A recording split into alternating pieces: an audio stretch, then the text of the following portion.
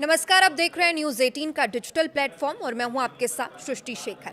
देश भर के कर्मचारियों को बढ़ी हुई सैलरी का इंतजार है। 8th पे कमीशन की चर्चा भी तेज है और सरकार संकेत दे चुकी है कि बढ़ी हुई सैलरी 1 जनवरी 2026 से लागू हो सकती है, लेकिन रिपोर्ट्स आने और लागू होने में 18 महीने या उससे ज्यादा का समय लग सकता है और यही देरी कर्मचारियों और पेंशनर्स के लिए भारी पड़ सकती है।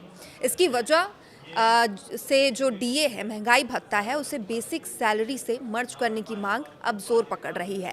All India NPS employees federation के राष्ट्रीय अध्यक्ष डॉक्टर मनजीत सिंह पटेल के मुताबिक अगर रिपोर्ट 18 महीने बाद लागू होती है तो एरियर केवल बेसिक और डीए के फर्क का मिलेगा, लेकिन हाउस रेंट अलावेंस यानी एचआरए और ट्रांसपोर्ट अलावेंस यानी कि टीए का एरियर नहीं दिया जाएगा। असली नुकसान यहीं से शुरू होता है। देखिए, मान लीजिए किसी कर्मचारी के 1 जनवरी 2026 को बेसिक सैलरी 80,800 है, डीए 60% है। 60% डीए का मतलब हुआ कि 48,480, यानी कुल सैलरी बेसिक और डीए को अगर जोड़ दिया जाए तो 1,29,280।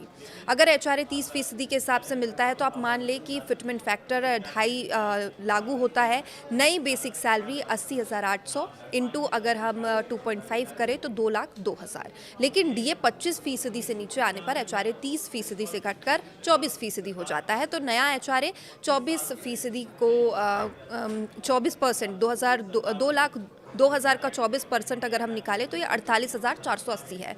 अब फर्क देखिए कि पुराना एचआरए 24,240 था, नया होना चाहिए था 48,480, यानी प्रति माह 24,230 का अंतर। और अगर 18 महीने तक एचआरए का एरियर नहीं मिला तो लगभग 4,36,000 का नुकसान तो सिर्फ एचआरए में है।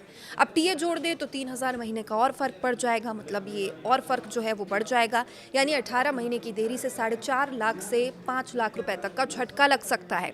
अगर 60% डीए को जनवरी 2026 से के बेसिक से जोड़ दिया जाए तो नई बेसिक 80,800 से 60% जोड़े तो 1,29,280 पहुंच जाएगी।